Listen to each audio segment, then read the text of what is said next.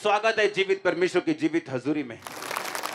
पहला राजाओं 17 बाब उसकी 1 आयत से हम पढ़ेंगे। तिशबी एलिया जो गिलाद के परदेशियों में से था, उसने अहाब से कहा, इज़राइल का परमेश्वर यहोवा जिसके सम्मुख में उपस्थित रहता हूं, उसके जीवन की शपथ, इन वर्षों में मेरे कहे बिना ना तो बारिश आएगी ना ओस पड़ेगी। तब यहोवा का वचन उसके पास पहुंचा, यहां से चलकर पूर्व की ओर करीत नामक नाले में जो यरदन के पूर्व में है छुप जा, उसी नाले का पानी तू पिया कर। मैंने कौओं को आज्ञा दी है कि वो तुझे वहां खिलाएं।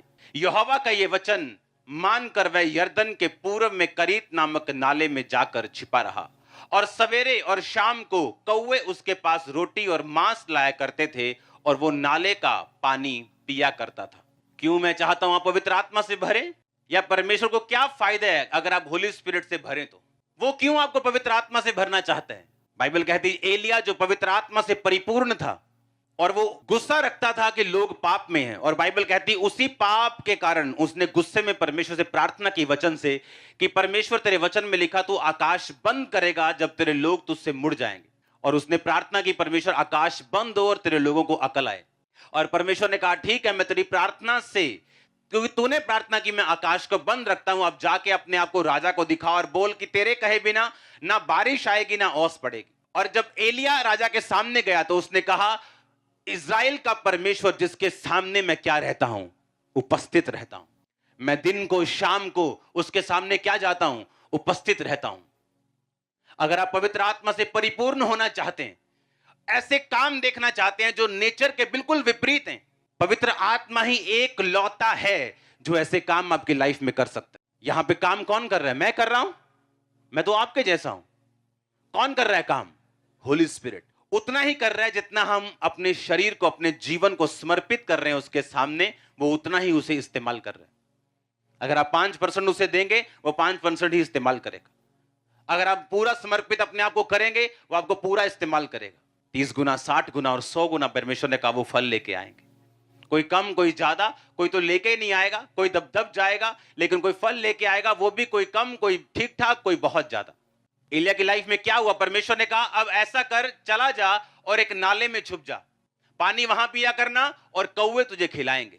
सुबह आएंगे टाइम पर, तेरा नाश्ता टाइम पर होगा, तेरा डिनर टाइम पे होगा, और कौवे लेके आएंगे तेरा खाना। नेचर के विपरीत। और कौवे जब लेके आ रहे थे तो सैनिटाइज करके नहीं लेके आ रहे थे, मुंह से लेके आ रहे थे, चोंच से। और एलिया को कोई इंफेक्शन नहीं हुआ। और स्टडी बताती कि एलिया जब नाले से बाहर आया तो अपने वेट को वो गेन कर चुका था, जबकि बाकी लोग पतले हो रहे थे। पतले होना अच्छी बात है, लेकिन उस समय लोग गरीबी और बीमारी से पतले हो रहे थे और एलिया अपने वेट को गेन कर रहा था। अगर होली स्पिरिट आपकी लाइफ में है, अगर पवित्र आत्मा आपकी जिंदगी में है, जो शैतान कर रहे हैं, जो माहौल कर रहे हैं, जो वायरस कर रहे हैं, आपकी लाइफ में वो लागू नहीं होगा। जो माहौल चल रहा है, जो इकोनॉमी चल रही है, जो सिस्टम चल रहा है, वो आप पे प्रभावी नहीं होगा।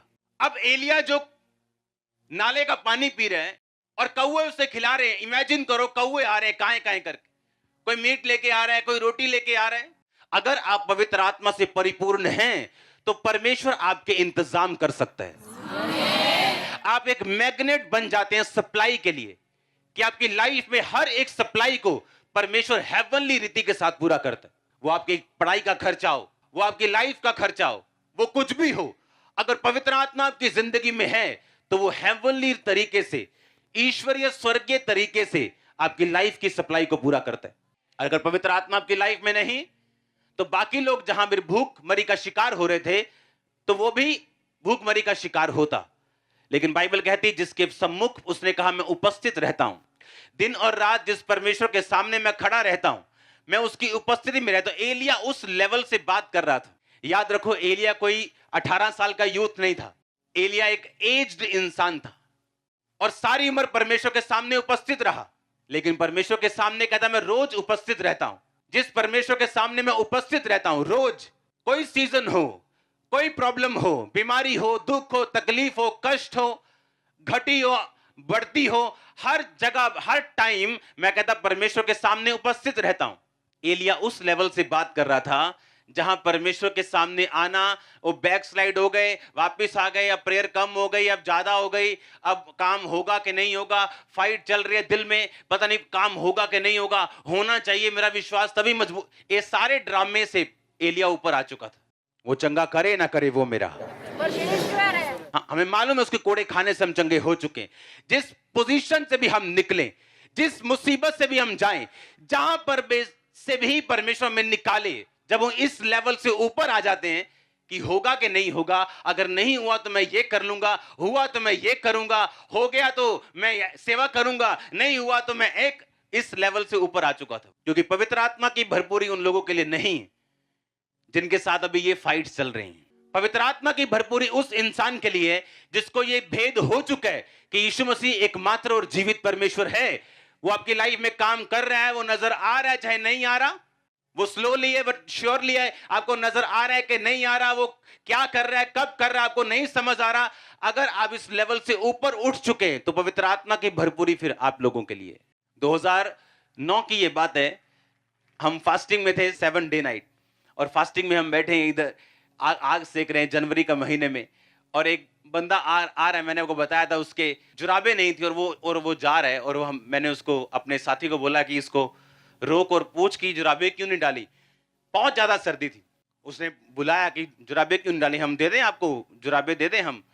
तब 50-60 लोग चर्च में आते थे, और हम वैसे अपनी शॉप के बाहर बैठे थे, तब मैं काम भी करता था साथ में। और उससे पूछा, उसने कहा नहीं मेरे पास बहुत पैसा है, लेकिन मैं कोड़ी हूं, मैं डाल नहीं सकता जुराबे और कपड़े, अभी मैं अगर डाल के आया हूं तो मैं दुखी हूं, मैंने जाके घर जाके उतारने।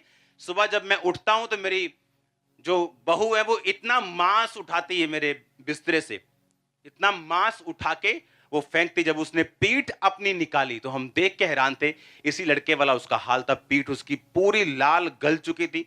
और जब उस पर प्रेयर हुई तब इतना था नहीं कि इसको रिकॉर्ड करना है, एक छोटे से कैमरे पे रिकॉर्डिंग थी, लेकिन वो पता नहीं कहां थी वो।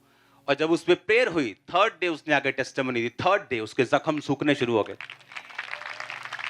और तब से ये निशानियां थी पवित्र आत्मा की कि अगर हम इस ड्रामा से बाहर निकल आएंगे। आप समझ रहे मेरी बात? ड्रामा चलता है ना, ड्रामा वो फाइट करता है शैतान, वो ड्रामा चलता है दिमाग में, नहीं नहीं ऐसा नहीं होगा, नहीं नहीं होगा, मेरा विश्वास है होगा। जब ये ड्रामे से हम ऊपर आ जाते हैं कि जो मेरी लाइफ में होगा वो तो होगा या नहीं होगा, ठीक है, मैं अपना बाप थोड़ी बदल लूंगा, होगा चाहे नहीं होगा, क्योंकि मुझे मालूम है कि यीशु मसीह क्या है, जीवित है। मुझे मालूम है वही एकमात्र परमेश्वर है, मुझे पता है कि वही मेरा परमेश्वर है। दैट्स इट, काम खत्म। उस दिन आपकी तरक्की शुरू होती, उस दिन आपको मालूम होता है, हाँ, और आपके मन में एक बात पक्की हो जाती। किन लोगों ने अपनी लाइफ में परमेश्वर के बड़े काम देखे, नेचर के उलट। जब भी हम ऐसे काम अपनी लाइफ में देखें तभी पॉसिबल है अगर होली स्पिरिट की भरपूरी हमारी जिंदगी में है तो। और ये उन लोगों के लिए है जो इस लेवल से अप आ चुके हैं और अपना जीवन पूरी तरह से परमेश्वर को दे चुके हैं। उन्हें मालूम है सब ब्लेसिंग्स हमारी, उन्हें मालूम है ये सब कुछ हमारा है, लेकिन परमेश्वर अपने टाइमिंग के हिसाब से, अपने तरीके के हिसाब से, जब हमें चाहिए होगा तभी, जब हमें लगता होगा हमें चाहिए तब नहीं, जब रियल हमें उसकी जरूरत होगी वो राइट टाइम पर हमें सब कुछ देने की ताकत रखता है, और वो देगा जब हम भरोसा कर लेंगे। बाइबल कहती जकरिया, अलीशिबा बूढ़े हो गए थे फिर भी परमेश्वर के भवन में थे, और लिखा जब पर्ची निकली तो पर्ची जकरिया के नाम पे निकली कि वो जाके परमेश्वर के भवन में सेवा करेगा। अगर आज का जकरिया होता तो घर बैठा होता, बोलता मेरा कौन सा बेबी हुआ इतने साल, मुझे क्या जरूरत है सेवा करने की। लोग वहां पूछेंगे तेरे बेबी नहीं हुआ, बाइबल कहती उस बुढ़ापे में परमेश्वर ने उसे छुआ और ऐसा बेटा दिया जिसने यीशु मसीह को बैप्टाइज किया, और परमेश्वर को अपना संपूर्ण जीवन दे दे, क्योंकि उसे मालूम है आपकी लाइफ में क्या करना है, किधर से करना। अगर मेरी लाइफ में निराशाएं ना होती, फेलियर्स ना होते, जब मैंने परमेश्वर में आया टेंशन बढ़ गई, बीमारियां कई बढ़ गई, डिप्रेशन बढ़ गए, उल्टा कम होने से, अगर वो फाइट्स मेरी लाइफ में ना होती आज मैं आपके सामने सेवा ना कर रहा होता। अगर मेरी प्रार्थनाओं के जवाब मिल गए होते, अगर मुझे मेरी हीलिंग पहले 2 साल में हो गई होती, मैं भी एक बिजनेसमैन की तरह आज चर्च में आता, वचन सुनता, अपना दान डालता और चला जाता। लेकिन उन निराशाओं को परमेश्वर ने यूज किया मुझे होली स्पिरिट से भरने के लिए। उसी फेलियर को परमेश्वर यूज करेगा आपकी लाइफ में, उसी निराशा को, सेटबैक को, उसी स्टॉप को जो लग चुका है परमेश्वर यूज करेगा, वो आपके ईश्वरीय इंतजाम कर रहा है, मैं अपनी आंखों से देख रहा हूं। उसने कहा जिस परमेश्वर के सामने मैं उपस्थित रहता हूं, क्या आप उसके सामने उपस्थित रहते हैं? क्या आप टीवी के सामने उपस्थित रहते दिन और रात? कुछ लोग टीवी के सामने ज्यादा उपस्थित रहते हैं परमेश्वर के सामने रहने से। तो आपकी लाइफ में टीवी स्पिरिट आ सकती है, होली स्पिरिट नहीं।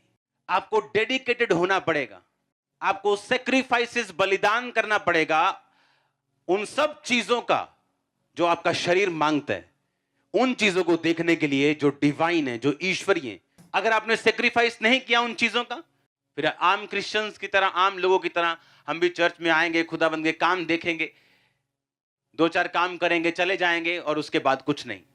लेकिन जो काम वो मेरी जिंदगी में कर रहा है, लोगों की जिंदगी में कर रहा है, वो सेम काम आपकी लाइफ में वो करना चाहता है। मेरी कॉल अलग है, मैं करना भी चाहूं तो नहीं कर पाता हूं, क्योंकि मेरी कॉलिंग क्या है, अलग है।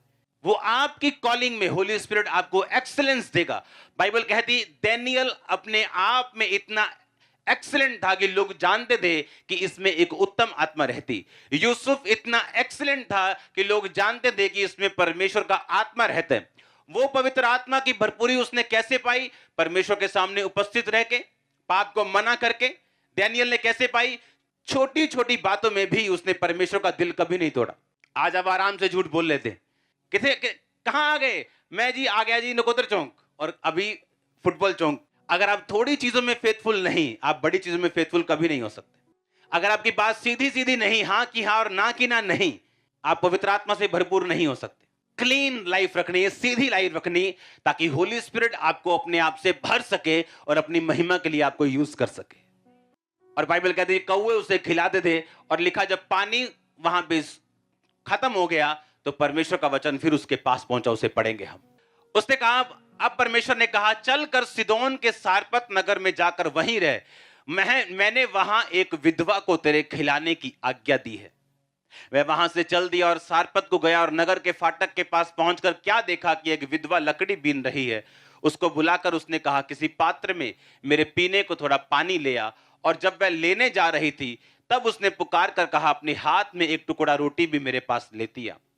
एलिया ने उससे कहा मत डर, जाकर अपनी बात के अनुसार कर, परंतु मेरे लिए एक छोटी सी रोटी बनाकर मेरे पास ले आ, और फिर उसके बाद अपने और बेटे के लिए बनाना, क्योंकि इज़राइल का परमेश्वर यहोवा यूं कहता है कि जब तक यहोवा भूमि पर बारिश ना बरसाएगा तब तक ना तो घड़े का मैदा समाप्त होगा, ना उस कुप्पी का तेल घटेगा। तब वह चली गई और एलिया के वचन के अनुसार किया। तब से वह और स्त्री और उसका घराना बहुत दिन तक खाते रहे। और यहोवा के उस वचन के अनुसार जो एलिया ने कहा था, ना उस घड़े का मैदा खत्म हुआ, ना उस कुप्पी का तेल खत्म हुआ, ना घटा। अब क्या हुआ? परमेश्वर ने कहा अब जाके, जब पानी खत्म हो गया, अब जाके सारपत में एक विधवा के पास जा, मैंने उसे तुझे खिलाने की क्या दी है? कहता मैंने उसे तुझे खिलाने की क्या दी है? आज्ञा दी है। पर जब एलिया उसके पास जाके बोलता है कि मेरे लिए एक रोटी लेके आ, तो वो पहले उस चीज को स्वीकार नहीं करती, जबकि परमेश्वर ने क्या कहा था? मैंने इसको तेरे खिलाने की क्या दी है? आज्ञा दी है। परमेश्वर उसके अंदर की स्पिरिट सबकॉन्शियस में उस औरत की डाल चुका था कि जब एलिया आएगा ये तैयार होगी उस चीज को बोने के लिए जो एलिया से बोलेगा। और जैसे एलिया ने उसे देखा और कहा जा पहले वो काम कर जो परमेश्वर ने तुझे करने के लिए बोला, जैसे तू उसे बोएगी अपनी घटी में भी, ना तो तेरा तेल खत्म होगा, ना तो तेरा मैदा खत्म होगा, क्योंकि उसको आज्ञा, परमेश्वर कहता मैंने उस विधवा को आज्ञा पहले से ही दे दी। बाइबल कहती परमेश्वर ने भी इसका जिक्र किया कि उस समय बहुत सी विधवाएं थी, लेकिन वो एलिया सारपत की विधवा के अलावा और किसी के पास भी नहीं भेजा गया। क्यों? क्योंकि जब आपकी लाइफ में नेगेटिव माहौल बनता है, जब बुरा एटमॉस्फेयर आता है, जब परीक्षाएं आती, जब शैतान अटैक करते हैं, तो क्या तब भी आप परमेश्वर की आवाज सुनने के लिए तैयार हैं? क्या तब भी आपका प्रेम कम तो नहीं हुआ? आपके रोजे तो नहीं कम हुए? आपकी प्रेयर कम तो नहीं हुई? पवित्रताई पे कोई कमी तो नहीं आई? आपके चर्च जाने में कोई कमी तो नहीं आई? ये परमेश्वर सब बातों को चेक करता है। उस समय जब अकाल पड़ चुका था, मोस्टली लोग जो थे परमेश्वर यहोवा को छोड़ चुके थे और बाइबल कहती बाल की उपासना में लग गए थे। और ये जो विधवा थी ये परमेश्वर के साथ फेथफुल थी और परमेश्वर ने उसके दिल को तैयार करके रखा था कि अब एलिया जैसे तुझे बोने को बोलेगा तू बोएगी और मैं तुझे बचाऊंगा और मैं तुम्हें मरने नहीं दूंगा। आपकी लाइफ में ये मायने रखता है कि आप अपने माहौल में जब नेगेटिव हो, जब अकाल का टाइम हो, क्या आप परमेश्वर के साथ खड़े रहते हैं या नहीं? अगर आप खड़े रहे, अड़े रहे, तो एक दिन पवित्र आत्मा की भरपूरी से आपके सब दुख खत्म होने वाले हैं। वो मौत जो दूसरों के लिए डिजाइन की गई थी, दूसरों के लिए थी, लेकिन बाइबल कहती है उस औरत को और उसके बच्चे को वो छू नहीं सकी। उसके बाद में उसके बेटे की मौत होने के बाद भी वो जी उठा। मैंने एक बात को नोटिस किया है, अगर आपकी लाइफ में पवित्र आत्मा की भरपूरी है, या आप अगर नए हैं, या आप एक ऐसी जीवित चर्च का हिस्सा है जहां पवित्र आत्मा की भरपूरी है, आपकी लाइफ कभी सेम नहीं रहती। मैंने ये नोटिस किया, कभी भी सेम नहीं रहती। वो चेंज होगी होगी, वो सीधी नहीं रहेगी, या तो नीचे जाएगी या ऊपर जाएगी। बाइबल कहती जब भी एलिया राजा के पास गया और राजा से मिला, कुछ ना कुछ ऐसा हुआ जो या तो ऊपर का था या नीचे का था। और बाइबल कहती जब भी कोई भी पवित्र आत्मा से भरा हुआ जन राजा से मिलता था, या तो उसकी जीत होती थी या वो हारता था, न्यूट्रल कुछ नहीं होता था। जब भी बाइबल कहती एलिया जब अहाब के पास गया और उसे बताया कि अब बारिश होगी, और कुछ दिन बाद एक मिक्या नाम का नबी उसी राजा के पास गया और बोला कि अगर तू इस लड़ाई में लड़ने गया, और वहां पे 50 नबी बैठे थे जो उसके लिए अच्छी अच्छी भविष्यवाणियां कर रहे थे, खुश कर रहे थे लोगों को फुल, बोला था राजा चक दे फटे, आ देख तुम फटे चक, भज्जा राजा, बल्ले बल्ले हो जो तेरी। और राजा ने कहा नहीं, कोई सच्चा नबी लेके आओ, मुझे शक है इन लोगों पे। और जैसे ही वो आया उसने कहा वही बोल जो तुझे परमेश्वर कहता है। कहता मुझे ये सब लोग तेरे इजरायली बिना चरवाहे के जान पड़ते हैं, यानी जब तू जाएगा युद्ध में तो मरेगा और वापिस नहीं आएगा। कहता मैं पहले ही क्या ही ना सदो इनू। और लिखा वो जब लड़ाई में गया वो मारा गया।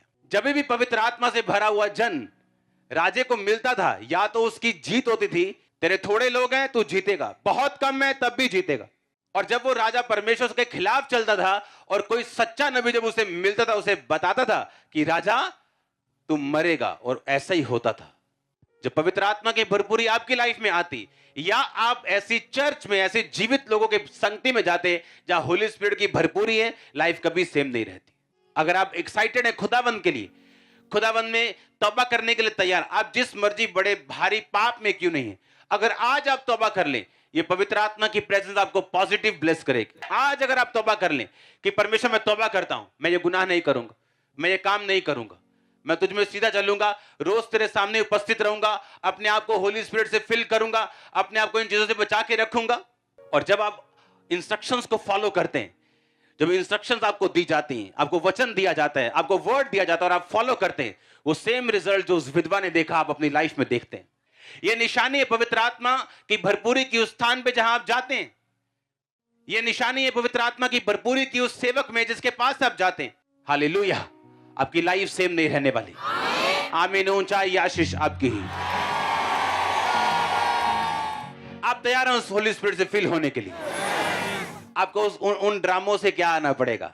ऊपर आना पड़ेगा। ड्रामा समझ के कौन सा वाला? कौन सा वाला? हीलिंग होगी कि नहीं होगी, ये काम होगा कि नहीं होगा, ये वीजा आएगा कि नहीं आएगा, ये पता नहीं ये काम होगा कि नहीं होगा। वो ड्रामा चल रहे दिमाग में। और एक दिन प्रेयर खत्म है, एक दिन स्लो है, एक दिन कम है, एक दिन अच्छा टेस्टिमनी देख ली, विश्वास बढ़ गया, दूसरे दिन कम हो गया। जो इन ड्रामों से क्या है, जिसको मालूम है वो जीवित परमेश्वर है, मुझे छुड़ाए ना छुड़ाए वो मेरा क्या है,